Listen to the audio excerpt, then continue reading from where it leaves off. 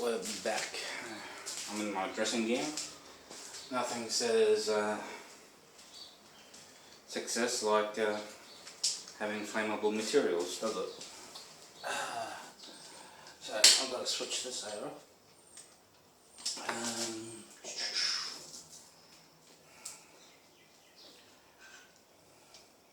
I think today we'll just check, make sure.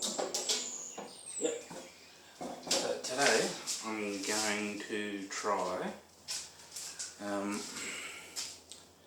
arc welding, MMA, with some DC positive.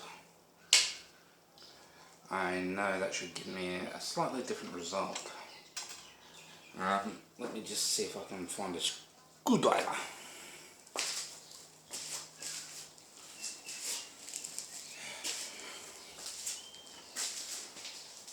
Hopefully this one will do.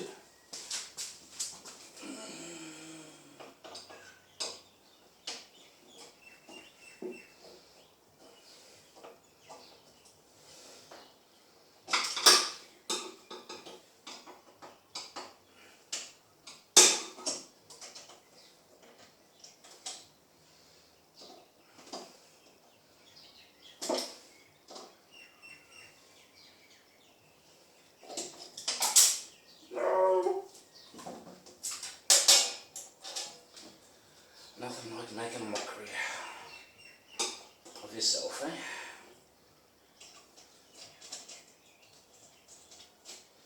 Okay, just tighten that in.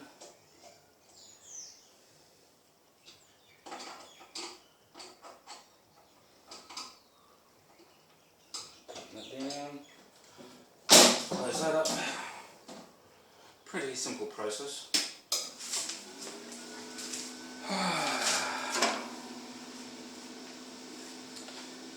My welding helmet's over there.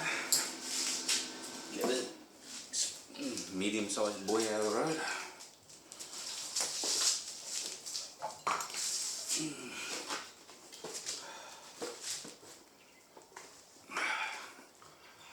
Now, I know it's been a while since I've done anything like this, so don't expect perfection. Not that I expected perfection anyway.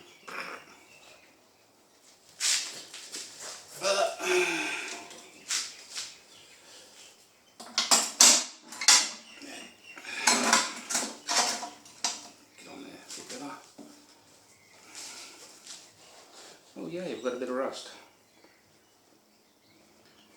Not that we want to go through the rust, but c'est la vie. These should be the ones, which is 2mm, 60-13 I believe. Yeah, looks like 60-13.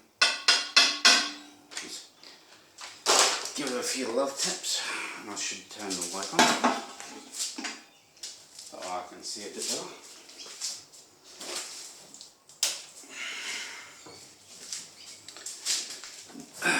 Much better, isn't it? Yeah, broke a little bit off the bottom there.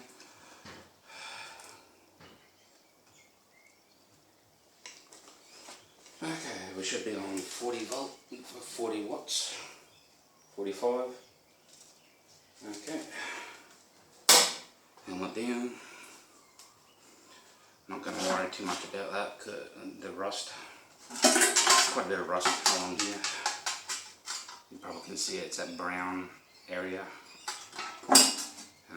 Arc welding will blow right through that without any real issues. So it's not ideal, but I don't even think we'll be welding around there at any point in time anyway. We'll see. Anyway, we'll see if we've got any battery left in this helmet.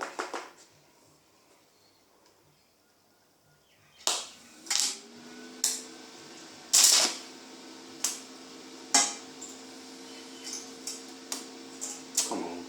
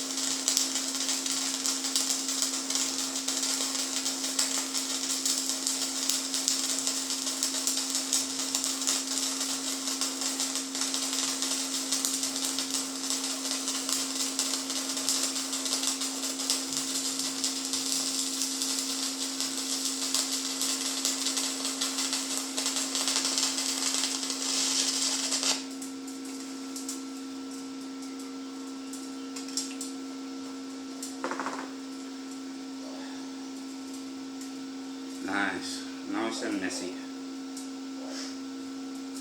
Long arced it a fair bit. Bit of a mess up there. Other than that, I guess it's mostly fine. Not that you could tell underneath, but yeah, I think that worked out well enough. So yeah, let's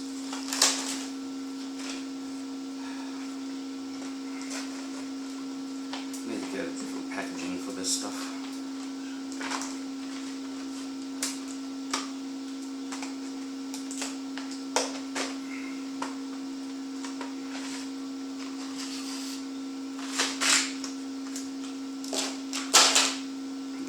Practicing.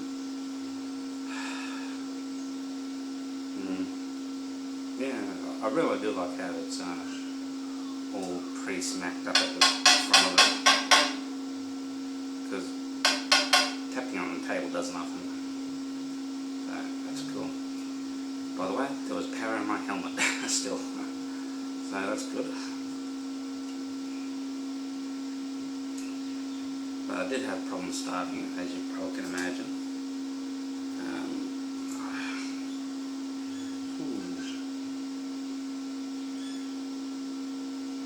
Yeah, I forgot to get my drill, didn't I?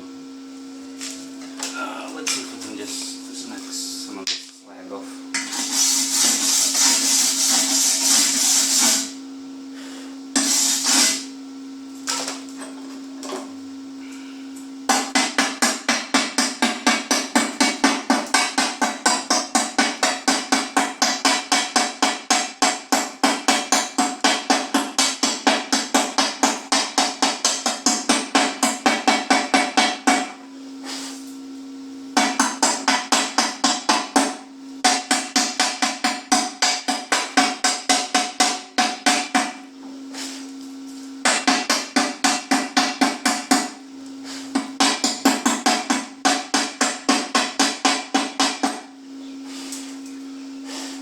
Yeah, I don't really like being that violent with it, but I'm far from getting a slag peel, so I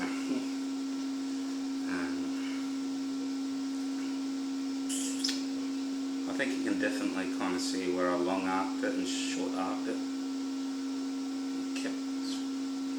It definitely did go wide at the start, then as I started getting the arc under control, it started narrowing towards the end here. Fusion is still fairly acceptable. Pretty much most of the way through there, I dare say. Okay. Fusion is real nice up here. And that's where I was sort of long arcing and the bead got wide.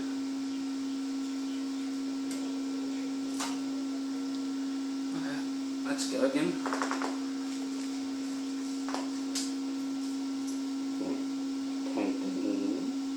Start.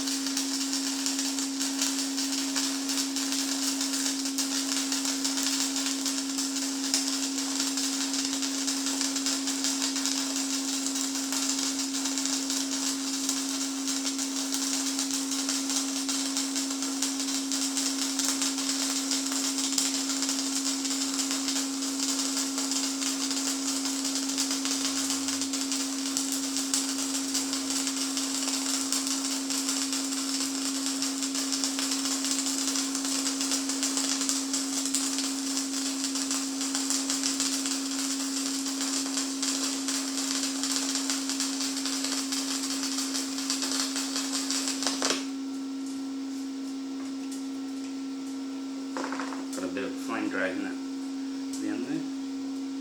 Oh, that's looking a lot better, I think.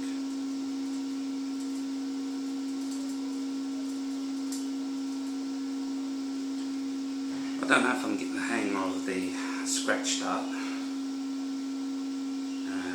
because what I was doing before wasn't really a scratch start, was tipping it on and not really moving it. This time I managed to actually get a good scratch going and then lift it up just a little bit and the arc just smoothly went on. It was nice. The first few times I tried to do it, it just stuck.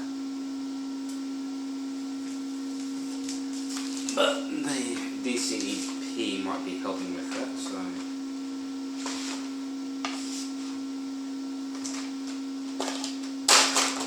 shall we go another round? Or shall we smack it off? Normally you would smack it off. I might try the other hand this time.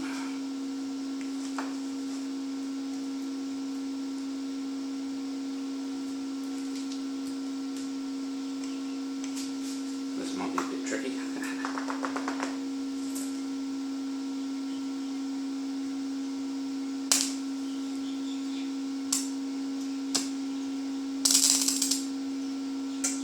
Just kept dragging off.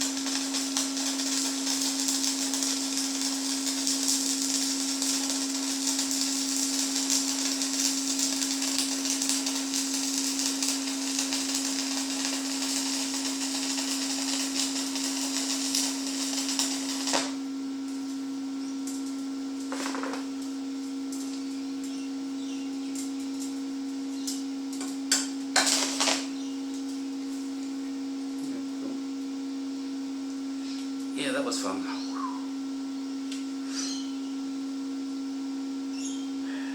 Yeah, I need to practice with my left hand a little bit. It started not fusing all that well here. I'm also cooking the metal as well, so I'll need to go down in voltage, wattage. It should have been on 40, but oh well.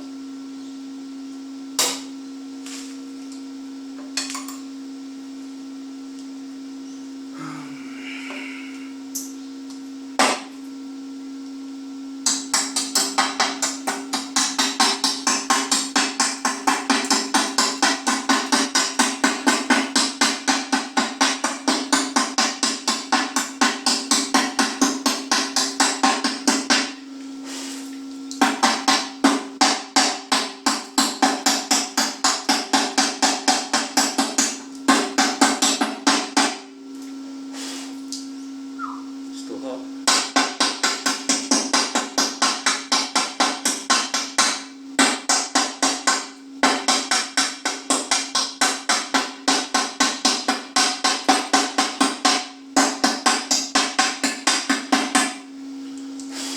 Yeah, I know the noise is terrible.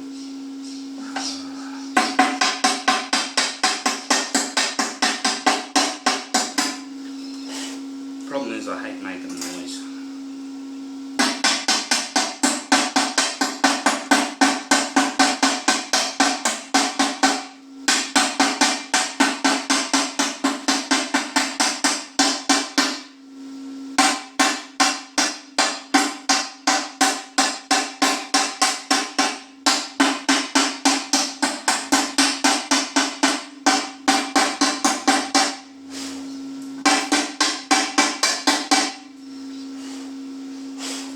Not as bad as I would have.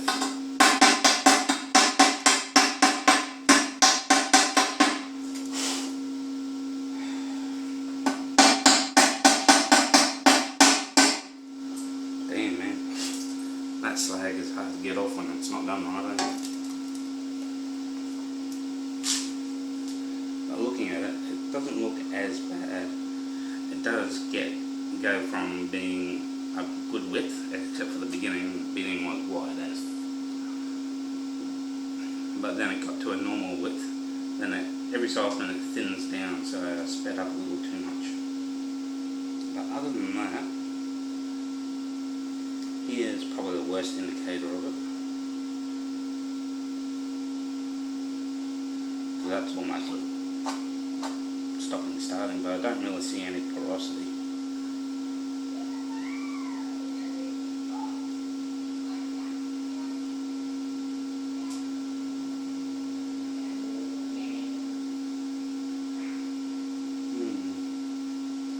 There's another weld just there, but I'll just go just a little bit above it.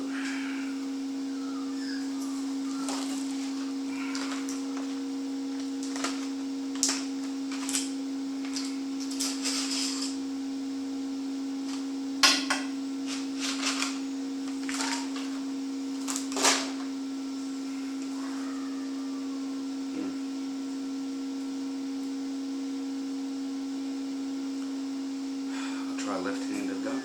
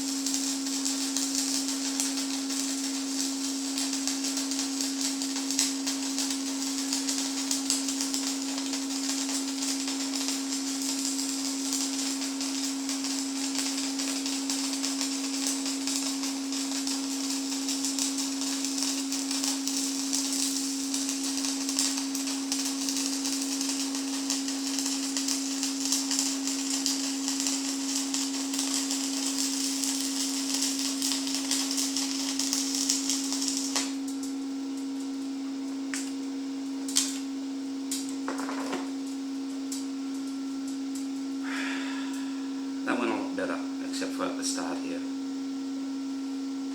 That looks like a pretty decent weld. And looks like to be a bug hole in the slag right here, here, and here. Let's have a look at it.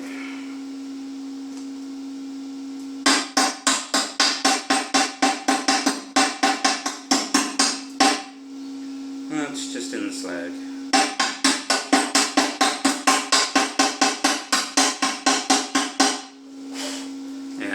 Definitely, when I started about here.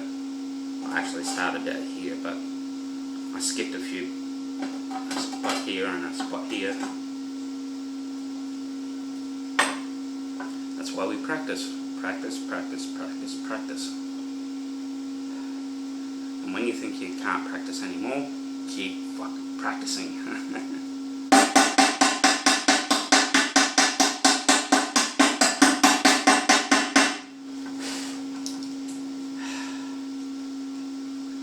Don't use a lot of force to get the slag off. A number of people in the welding industry have commented on people smacking the living hell out of it.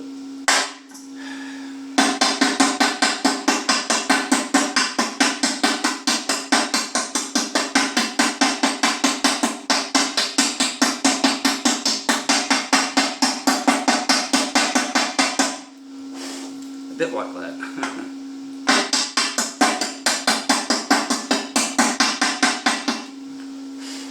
In my case, I think I need to keep the arc under a tighter control, get that sizzling bacon sound properly, rather than a woofing dragon type sound. You know?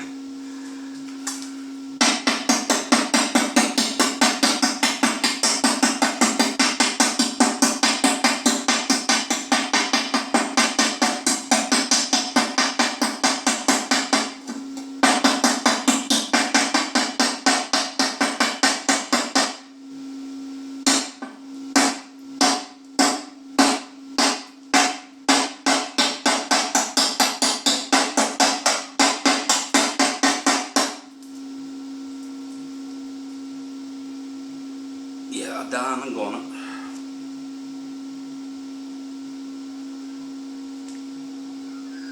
Got slag in the eye.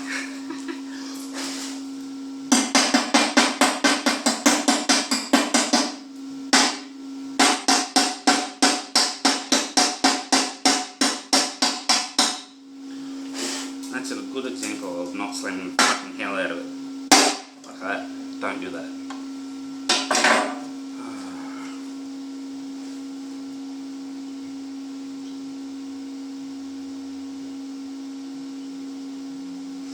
And wear safety glasses. You don't have to be tinted like these ones.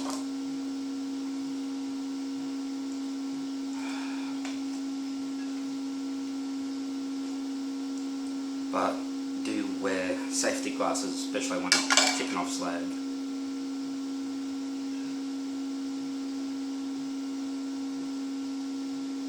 No, it's still in there.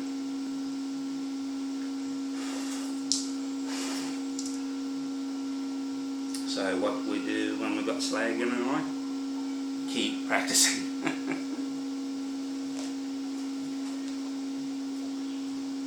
Because if you get slag in your eye at a workplace, you may not be able to go get it out. It's either that or keep a wash bottle for your eyes handy.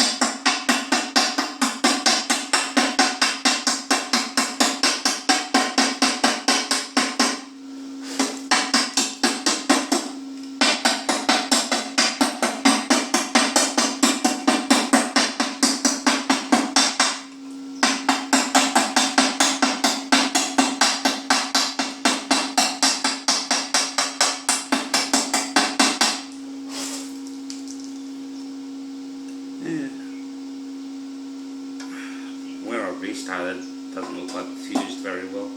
I probably should have went in a little bit of a circle area.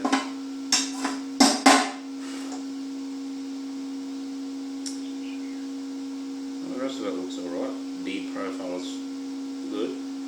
It's very wonky, but oh well. The weld up here is better fused than the weld down here. But as you probably could hear, I was trying to keep the arc a bit tighter. and it does seem to help with the whole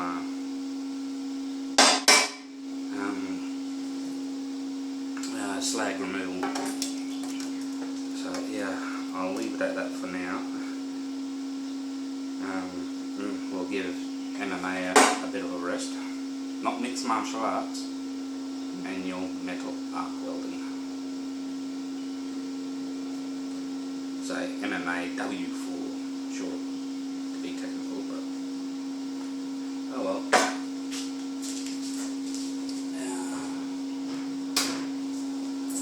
And I've got a bench grinder, so I may have mentioned that last time, but hopefully in the next video we'll set it up. And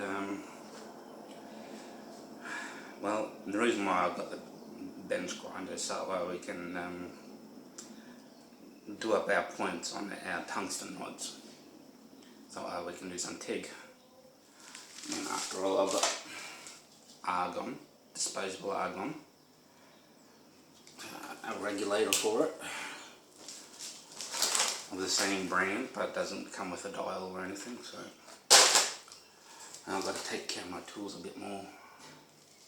Well, this one especially is looking a bit on the rusty side.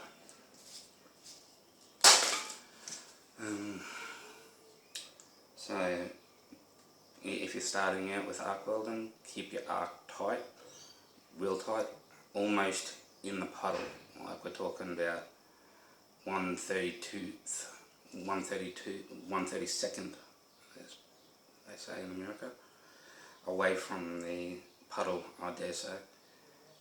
Anywhere up to 1/16 is fine too, but it needs to be tighter than what I've been doing, so we'll need to come back and practice and practice and practice, and well, practice some more, get some more slag in our eye, practice some more, get the slag out of our eye, practice some more.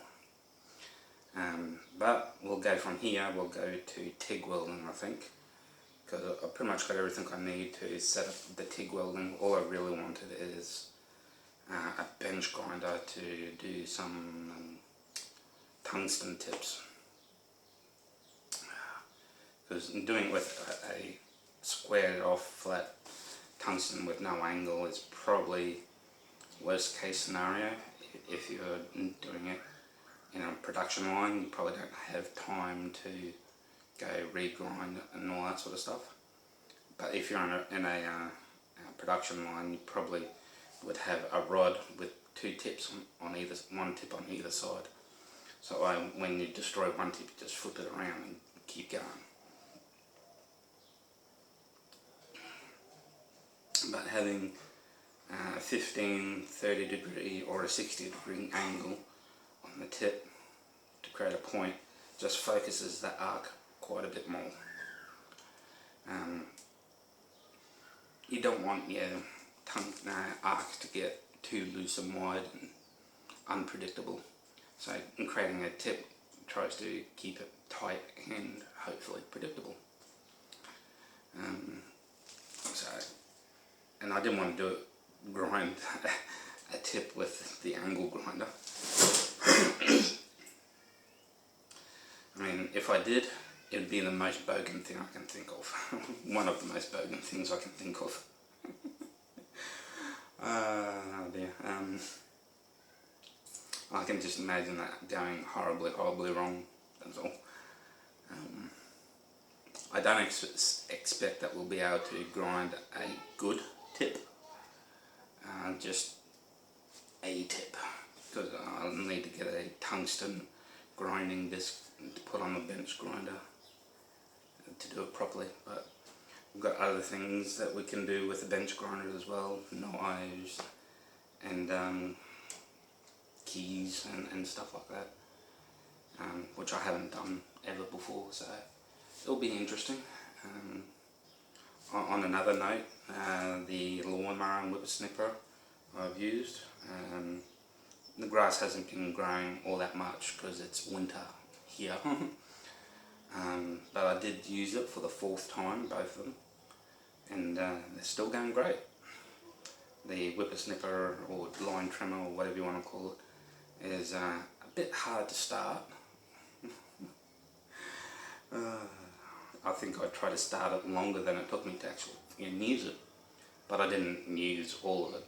I didn't trim the whole yard or anything like that, because with all the not getting up and moving BS that I've been doing, my back's pretty much had it.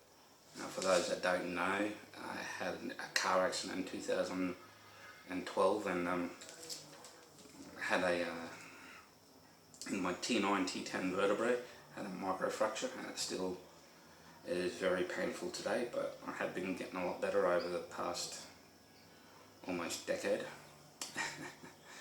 2 more years and I'll be a decade. And of course there's other issues, like I've got a pin and rod in my knee, pin and rod in my leg, and the pin pushes into my muscle in my knee. Doctors say it's no possible way and all that BS, but the pus formation on the side of my knee says otherwise. So, but I have been getting out a bit more, and so hopefully I'll be able to return a bit more frequently. The gameplay that I just played, about 750 odd hours worth of gameplay there. It's on my other YouTube channel. It's the most raw footage I could make of it.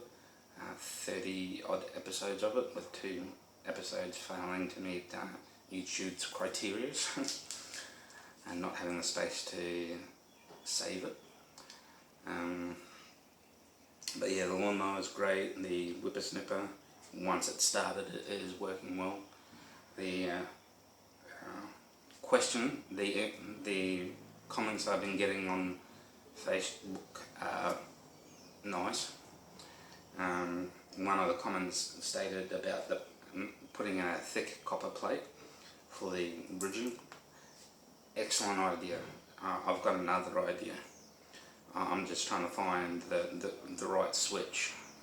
J-Car. It's a hobbyist electronics store, so I'll have to go to Ultronics or God forbid Farnell, which is now Element 13, and trying to find a 400 volt that can handle 200 odd amp switch. And I'll probably mount that. I want to mount it on the front underneath the panel, the folding panel, so I just switch up for AC positive, for DC positive, switch down for DC negative. I'll have to use some nice thick wire. I'm looking at 18 gauge or 16 gauge wire. I'll get back to you on what size wire I'll need. I'll have to look it up. 200 amps, that's a lot. So I probably won't be able to find a switch that will be able to put it into the front of the case, but we can put it on top of the machine anyway. So I'll see about getting that done.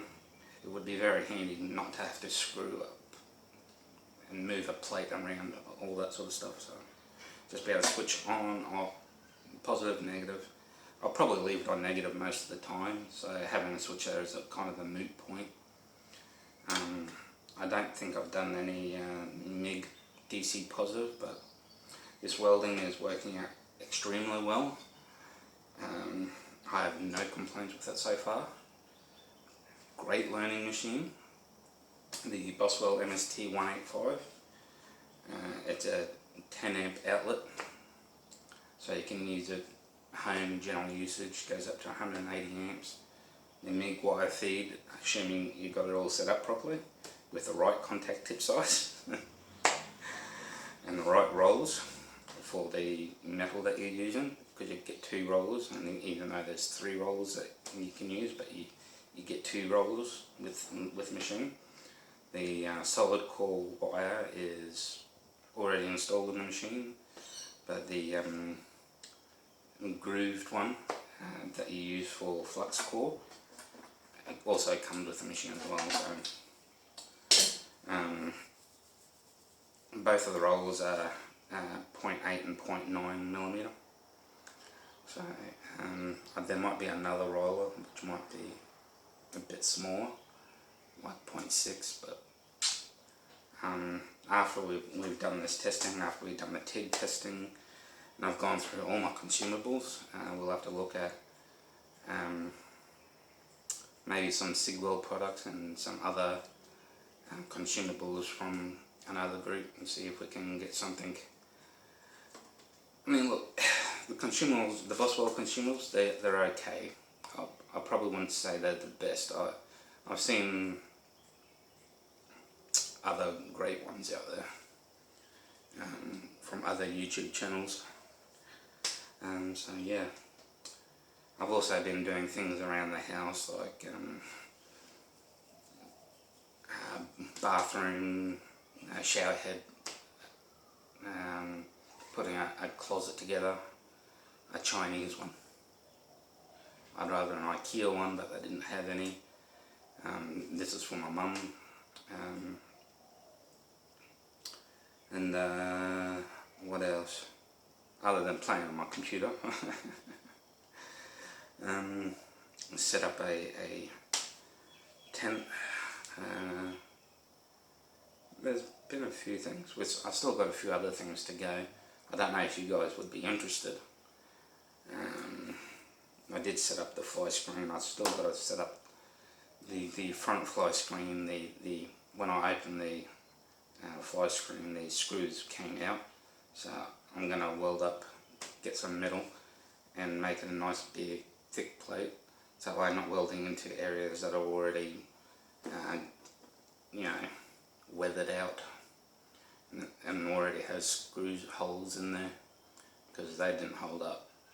Welding it, drilling, screwing anywhere near the pre-made drill holes just made things a lot worse. It did hold firmly at first, but I think the wood's rotted out a fair bit, so I need to be able to drill into non-compromised wood, which is not really possible because the whole lot's compromised by the looks of it.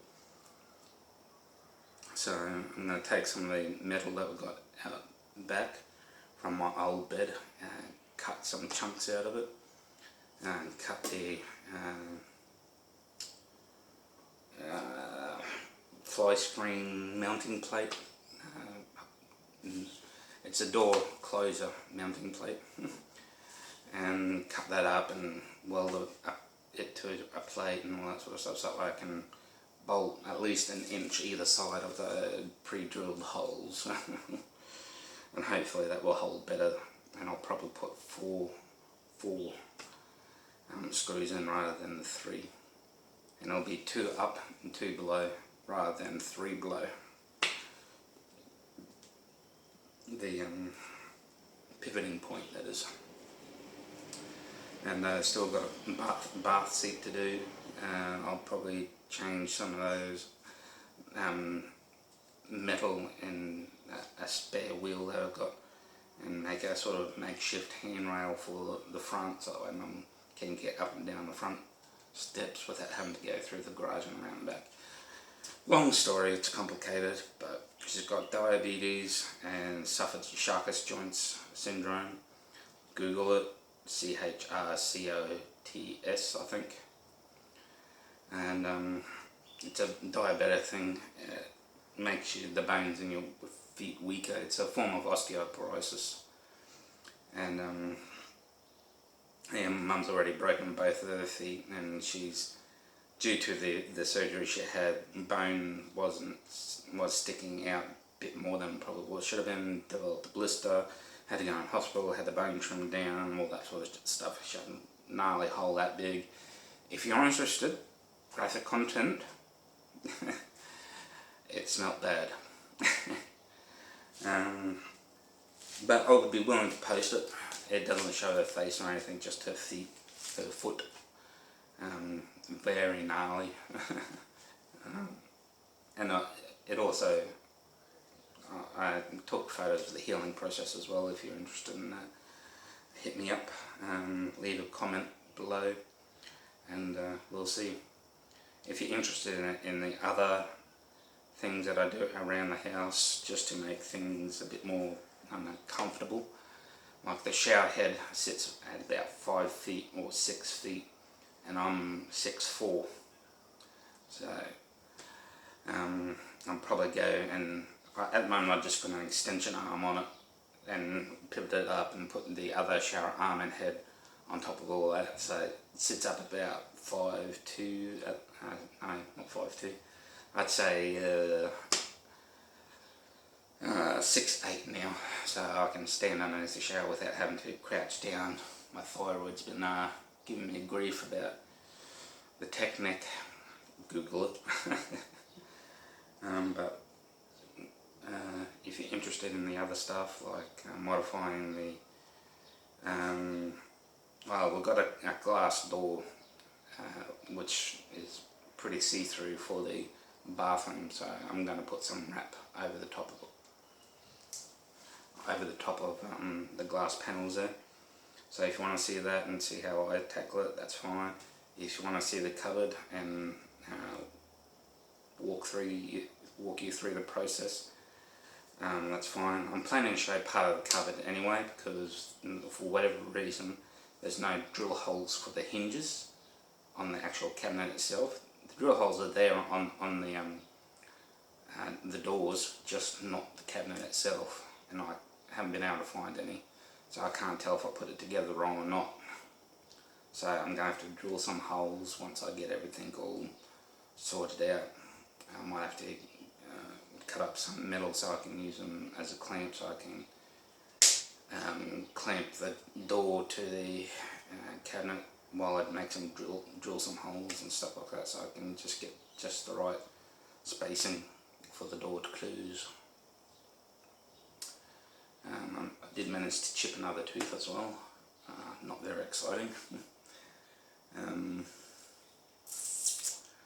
Probably haven't done as much as I deserve for the break that I've had. But I'm also the master of procrastination, so I'm sure you guys will deal with it. Thank you for those that have been subscribing. I thank those that have been liking my videos. I like the comments. No negative feedback yet, so that's good stuff, mates. I should come around and shout yous all a beer, eh? But yeah, not as much arc welding as I wanted to do, mainly because I've got slag in my eye. But once we do that, I'll get to the, once I come back, we'll get to the TIG and explore this bench grinder. I'll probably, oh yeah, that's the other thing I've got. I've still got the jacks, the garage jacks to do. They're both sort of failures. When I bought one, it was already a failure. I should have taken it back, but already thrown out the box about a month prior to realising that it's buggered from the factory. And then I've got another jack that's, it went down fine, but it won't go back up, so we'll have to look into that, because I want to do some maintenance on some cars. I need to bring my car in and do some maintenance on Mum's car, so being able to lift the car up would be nice. But I've also got car ramps in order to do that as well, so it's not a critical thing, but it's something I'd like to get done. Mainly for my car, I think, because my car doesn't go. Big story on that one. If you're interested, go to Bogan Automotive Repairs on YouTube. Like I said, I've got like 5 channels. I've got Lunatic Mercenary, this channel, One Man and Some Tools, and Bogan Automotive Repairs. And there will probably be a few more coming to do with electronics repair, modifications, and probably building some DIY stuff from eBay or JCar or wherever. I'll probably have one more YouTube channel that I probably haven't mentioned yet, but yeah, Bill's driving vlogs. At the moment there's about 200 odd driving vlogs on my gaming channel, which is Lunatic Mercenary. I wasn't planning to have so many channels. I was going to put them all in one channel, but then I realised that they get hard to tell one apart from the other. I also want to do some more driving vlogs as well, so subscribe, comment, all my channels, whatever you do something. If it's not to do with my channels, do something for yourself. Learn to weld. Someone did mention that they wanted to get the TIG weld, the SIG weld 185. I'm like, excellent, go for it if you've got the money. If not, the Boss welder I would certainly recommend. The SIG weld ones, they're powered by ESAB, so keep that in mind. There's a reason why they're pricey. ESAB is probably one of the best in the world to do with welders, and there's many people that can attest to that. Don't get me wrong, there are other great welders like the Lincolns and whatnot. Just whatever you do not get the cheap Chinese ones. If you really want to get one of the cheap Chinese ones, keep in mind that their amperage rating will be approximately 60% or less, 50 to 60% of what they state. So just keep that in mind. Chinese are buggers for misleading. So do keep that in mind. But do something, make something for yourself, make something for someone you love or not. Don't sit around in this crisis moping around eating. If you can't go out for a jog or a run and you've got tools and equipment, make yourself a bloody treadmill. Or hanging yourself up from the ceiling and run in the air. Do something. Just don't just sit around, Don't do what I've been doing, playing games. Not that I don't enjoy playing games, I do. I really do. But my forte is programming, so I'm well outside of my comfort zone, as everyone should be. For many reasons. Mental health mainly. I also suffer from anxiety and depression, so this helps me to sort of get out of that, see me actually succeed at something, even if I do have a lot of failures on the way. But we'll get back to that. I've rambled on far too long. I appreciate your comments, your subscribing, your likes, everything. And I hope to see you again and hear more from you. Cheers, mate.